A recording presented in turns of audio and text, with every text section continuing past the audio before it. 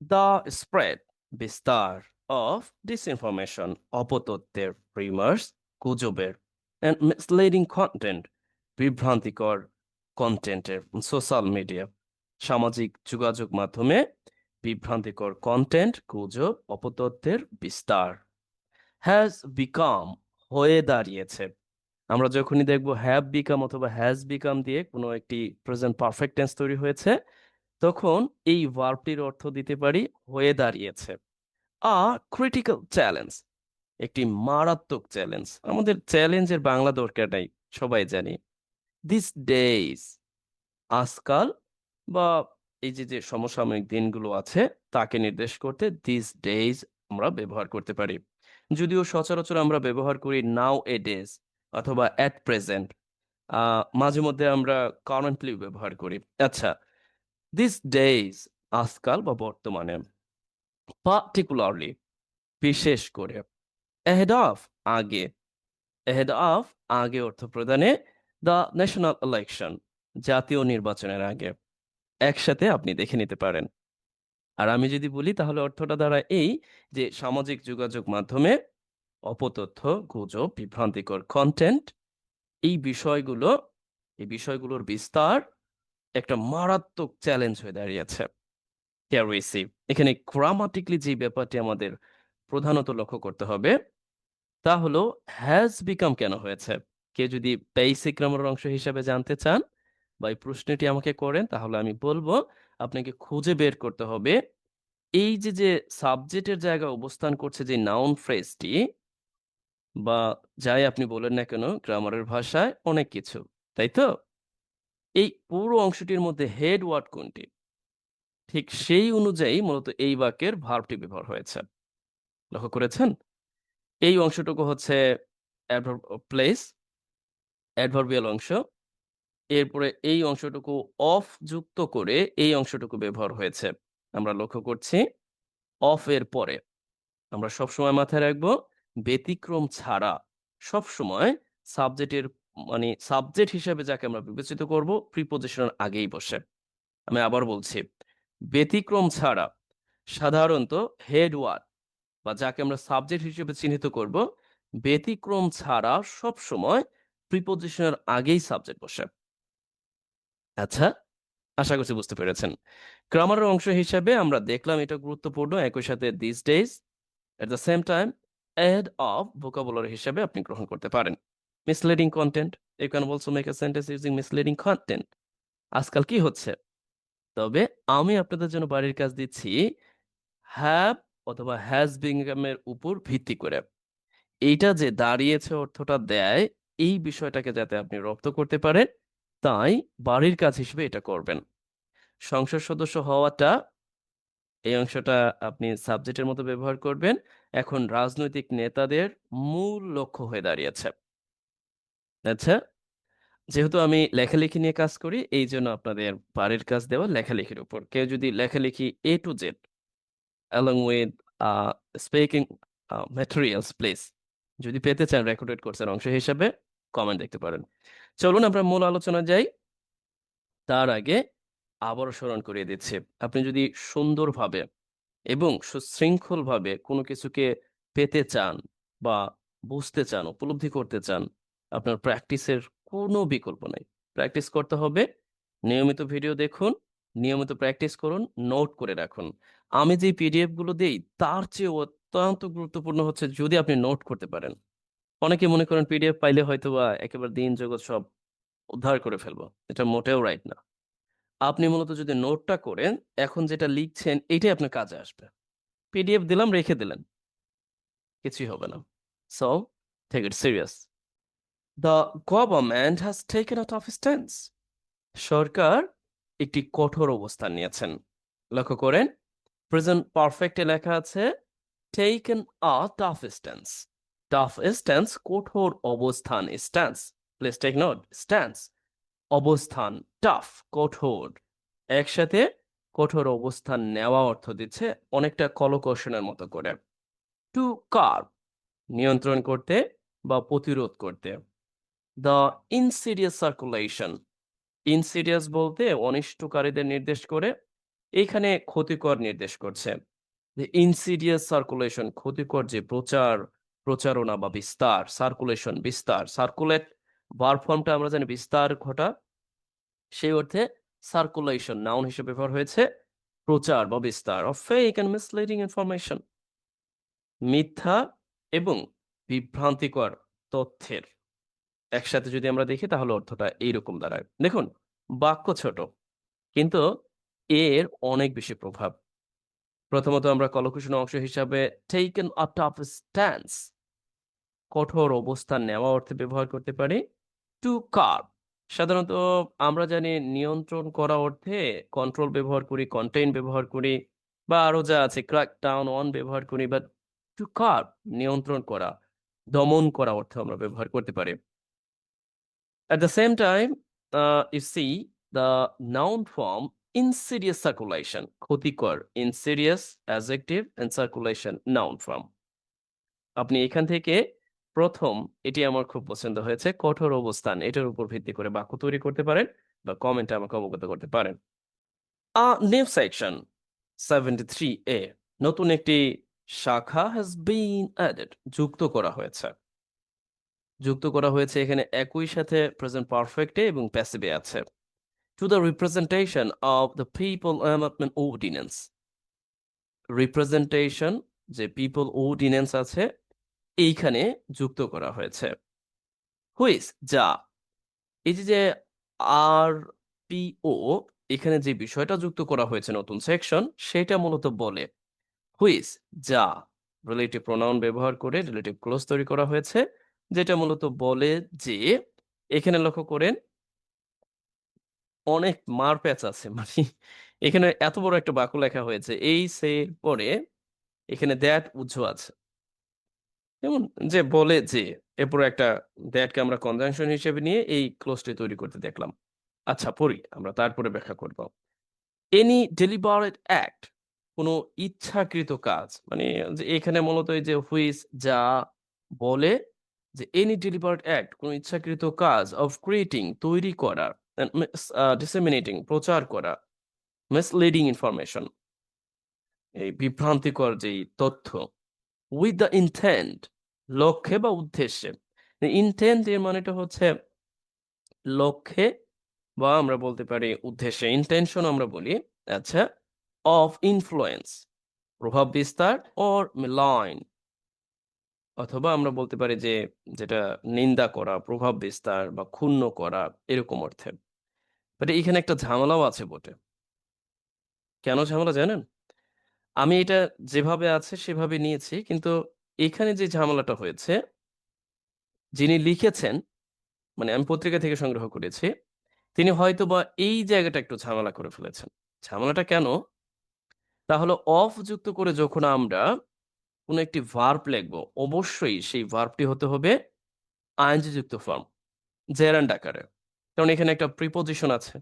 আচ্ছা, এরপরে আপনি সরাসরি এভাবে লিখে দিতে পারেন যে ইনফ্লুয়েন্স অর, মানে প্রভাব খাটানো অথবা নিন্দা করা।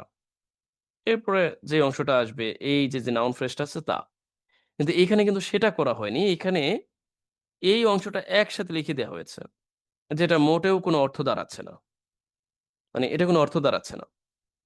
হ্যাঁ, অর্থ দাঁড়াইতো যদি আপনি এই ইনফ্লুয়েন্স এবং মেলাইন কে নাউন হিসেবে ব্যবহার করতেন। তখন আপনি আবার ওই কি করতে পারতেন?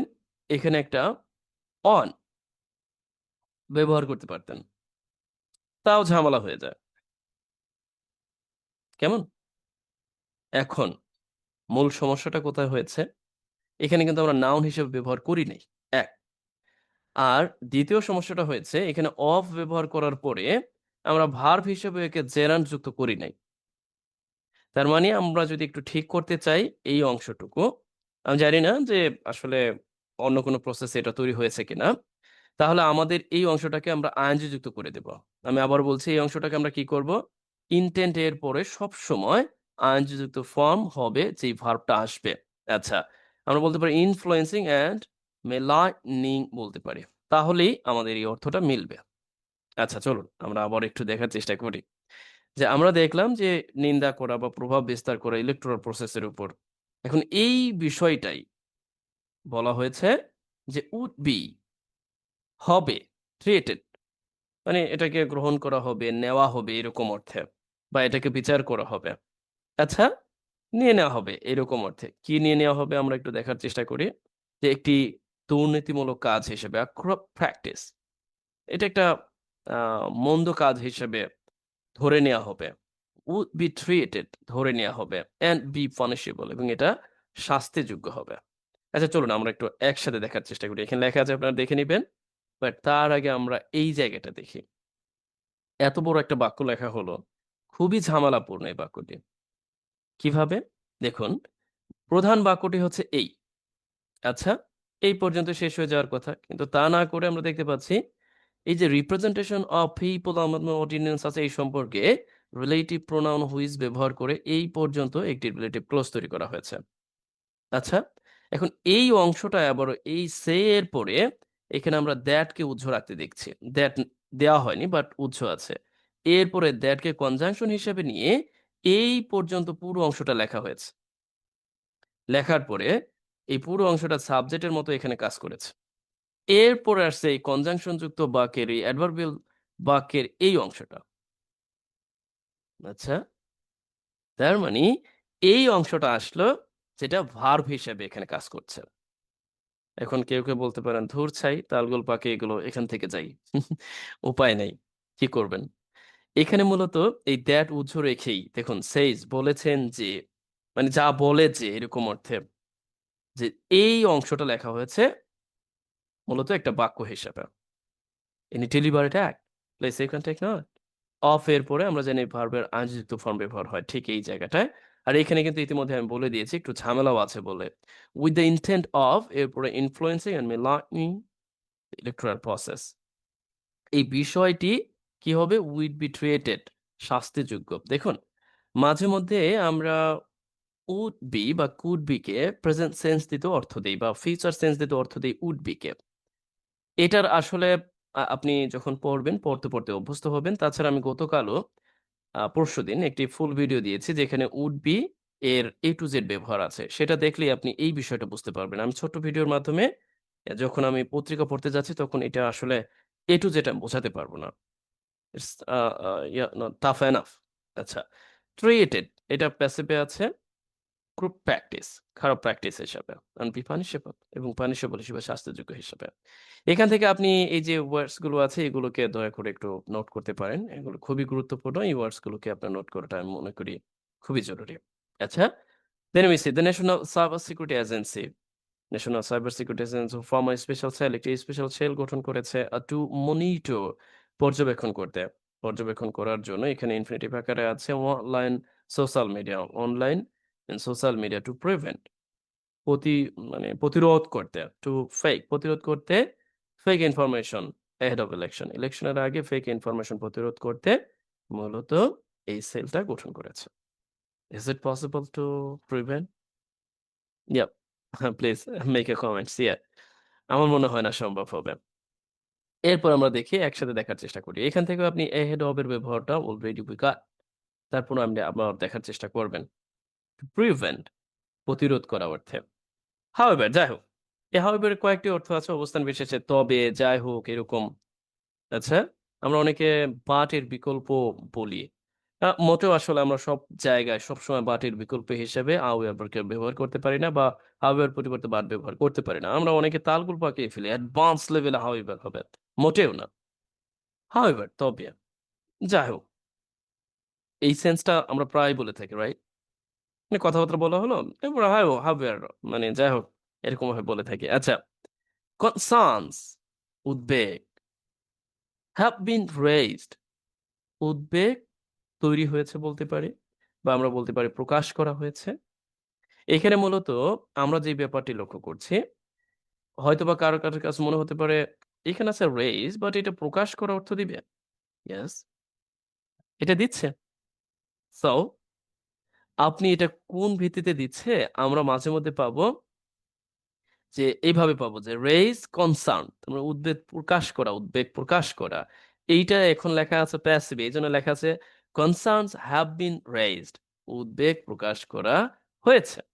রিগার্ডিং বিষয়, এখানে প্রিপোজিশন হিসেবে আছে বিষয়, অথবা আপনি বলতে পারেন নিয়ে, ওভার রিলায়েন্স মানে মাত্রাতিরিক্ত নির্ভরশীলতা, নির্ভরতা, লিগ্যাল মেজার্স এর উপর, উইদাউট ইনসিউরিং ডু ট্রান্সপারেন্সি, উইদাউট ইনসিউরিং নিশ্চিত করা ছাড়া, ডিউ ট্রান্সপারেন্সি যথেষ্ট বা উপযুক্ত, ডিউ এখানে আমরা উপযুক্ত বা যথেষ্ট, স্বচ্ছতা, অ্যান্ড ইম্পার্শিয়ালিটি, আচ্ছা আচ্ছা, ইম্পার্শিয়ালের নিরপেক্ষতা, মানে উপযুক্ত, স্বচ্ছতা, নিরপেক্ষতা ছাড়া, এরকম অর্থে ব্যবহার হয়েছে। And which could be detrimental, যা ডেট্রিমেন্টাল, কুড বি হতে পারে, ডেট্রিমেন্টাল ক্ষতিকর। ইয়েস, এইটাও দেখুন অনেক কিছু আছে, আগে আমরা একসাথে দেখার চেষ্টা করি। গ্রামাটিক্যালি আপনি এখানে বিশ্লেষণ করতে পারেন। ফার্স্ট উই সি, এই অংশটা মূলত প্যাসিভে লেখা আছে। এই পর্যন্ত বাক্যটা কিন্তু মোটামুটি আমরা বলতে পারি যে রিগার্ডিং দিয়ে এই পর্যন্ত শেষ। আচ্ছা, এরপর বলা হয়েছে এই যে যে অতিরিক্ত নির্ভরশীলতা আইনি ব্যবস্থার উপর নিশ্চিত করা ছাড়া, due transparency, please take note, you can use and make a sentence using due transparency and impartiality, which could be detrimental, যে বিষয়টা, এই যে যে বিষয়টা, এই বিষয়টাকে মানে ওভারঅল এই বিষয়গুলোকে নির্দেশ করেছে। এই যে যে কনসার্ন, তারপরে অতিরিক্ত নির্ভরশীলতা বা এগুলোর যে স্বচ্ছতার ছাড় নিশ্চিত করা ছাড়া, এই পুরো বিষয়গুলোকে নির্দেশ করতে হুইচ এখানে রিলেটিভ প্রোনাউন হিসেবে অতিরিক্ত তথ্য দিতে গিয়ে রিলেটিভ ক্লোজ হিসেবে ব্যবহার হয়েছে। যে হুইচ যা, কুড বি হতে পারে, এই বিষয়টা হতে পারে ডেট্রিমেন্টাল ক্ষতিকর। আচ্ছা, এই পর্যায়ে আমি আপনাদের একটা বাড়ির কাজ দিচ্ছি। ডেট্রিমেন্টাল ক্ষতিকর এর কতগুলো সিনোনিমাস ওয়ার্ড হতে পারে? ডেট্রিমেন্টাল ক্ষতিকর এর কতগুলো সিনোনিমাস থাকতে পারে? Please let me know leaving a comment. আচ্ছা, জানাবেন। If it's possible for you, you can also make sentence.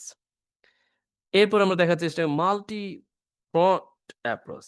এখানে একসাথে এই অংশটা কম্পাউন্ড অ্যাডজেক্টিভ হিসেবে ব্যবহার হয়েছে, একসাথে একটা নাউন ফ্রেজের মতো কাজ করেছে, যে একটি বহুমুখী পদক্ষেপ ইজ নিডেড প্রয়োজন, প্যাসিভে আছে ইজ নিডেড প্রয়োজন।